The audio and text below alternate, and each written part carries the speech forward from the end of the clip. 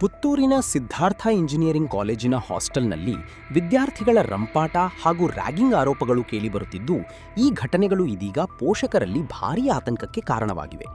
ಉನ್ನತ ಶಿಕ್ಷಣದ ಕನಸಿನೊಂದಿಗೆ ದೂರದ ಊರುಗಳಿಂದ ತಮ್ಮ ಮಕ್ಕಳನ್ನು ಕಾಲೇಜಿಗೆ ಕಳುಹಿಸಿರುವ ಹೆತ್ತವರು ಹಾಸ್ಟೆಲ್ನಲ್ಲಿನ ಪರಿಸ್ಥಿತಿ ಕುರಿತು ಎಚ್ಚರಿಕೆ ವಹಿಸಬೇಕಾದ ಅಗತ್ಯ ಎದುರಾಗಿದೆ. ಕೆಲ ವಿದ್ಯಾರ್ಥಿಗಳು ಅಸಭ್ಯ ವರ್ತನೆ ತೋರಿರುವುದು ಹಾಗೂ ಕಿರಿಯ ವಿದ್ಯಾರ್ಥಿಗಳ ಮೇಲೆ ಮಾನಸಿಕ ಒತ್ತಡ ಉಂಟುಮಾಡುವ ರೀತಿಯ ಚಟುವಟಿಕೆಗಳು ನಡೆದಿವೆ ಎಂಬ ಆರೋಪಗಳು ಕೇಳಿಬರುತ್ತಿವೆ. ರ್ಯಾಗಿಂಗ್ ಎಂಬುದು ಕೇವಲ ತಮಾಷೆ ಅಥವಾ ವಿದ್ಯಾರ್ಥಿಗಳ ನಡುವಿನ ಮೋಜುಮಸ್ತಿಯ ವಿಷಯವಲ್ಲ.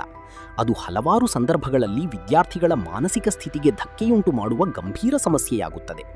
ಹೊಸದಾಗಿ ಕಾಲೇಜಿಗೆ ಸೇರುವ ವಿದ್ಯಾರ್ಥಿಗಳು ಭಯ, ಒತ್ತಡ ಹಾಗೂ ಅವಮಾನ ಭಾವನೆ ಅನುಭವಿಸುವ ಪರಿಸ್ಥಿತಿ ನಿರ್ಮಾಣವಾಗಬಹುದು. ಇದರಿಂದ ಅವರ ವಿದ್ಯಾಭ್ಯಾಸದ ಮೇಲೂ ದುಷ್ಪರಿಣಾಮ ಬೀಳುವ ಸಾಧ್ಯತೆ ಇದೆ.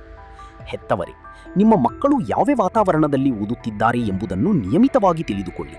ಹಾಸ್ಟೆಲ್ ಪರಿಸ್ಥಿತಿ ಹೇಗಿದೆ, ಮಕ್ಕಳ ಸ್ನೇಹ ಬಳಗ ಹೇಗಿದೆ, ಕಾಲೇಜಿನಲ್ಲಿ ಯಾವುದಾದರೂ ಕಿರುಕುಳ ನಡೆಯುತ್ತಿದೆಯೇ ಎಂಬುದರ ಬಗ್ಗೆ ಸಮಯಕ್ಕೊಮ್ಮೆ ಮಾತನಾಡಿ ಮಾಹಿತಿ ಪಡೆದುಕೊಳ್ಳುವುದು ಮುಖ್ಯವಾಗಿದೆ. ಮಕ್ಕಳ ವರ್ತನೆಯಲ್ಲಿ ಆತಂಕ, ಭಯ ಅಥವಾ ಏಕಾಏಕಿ ಬದಲಾವಣೆ ಕಂಡುಬಂದರೆ ಅದನ್ನು ನಿರ್ಲಕ್ಷಿಸದೆ ತಕ್ಷಣ ಗಮನ ಹರಿಸಬೇಕು. ಇದೇ ವೇಳೆ ಕಾಲೇಜು ಆಡಳಿತ ಕೂಡ ಈ ವಿಚಾರವನ್ನು ಗಂಭೀರವಾಗಿ ಪರಿಗಣಿಸಿ ಹಾಸ್ಟೆಲ್ಗಳಲ್ಲಿ ಕಟ್ಟುನಿಟ್ಟಿನ ನಿಗಾವಹಿಸಿ ರ್ಯಾಗಿಂಗ್ ವಿರುದ್ಧ ಕಠಿಣ ಕ್ರಮ ಕೈಗೊಳ್ಳಬೇಕೆಂಬ ಆಗ್ರಹ ಕೇಳಿಬರುತ್ತಿದೆ. ವಿದ್ಯಾರ್ಥಿಗಳ ಸುರಕ್ಷತೆ ಮತ್ತು ಉತ್ತಮ ಶೈಕ್ಷಣಿಕ ವಾತಾವರಣ ಕಾಪಾಡುವುದು ಶಿಕ್ಷಣ ಸಂಸ್ಥೆಗಳ ಪ್ರಮುಖ ಹೊಣೆಗಾರಿಕೆಯಾಗಿದೆ. ಕರುನಾಡು ಟೈಮ್ಸ್ ಚಾನೆಲ್ನಲ್ಲಿ ಸುದ್ದಿ ಮತ್ತು ಜಾಹೀರಾತು ನೀಡಲು ಈ ನಂಬರ್ಗೆ ಕರೆ ಮಾಡಿ.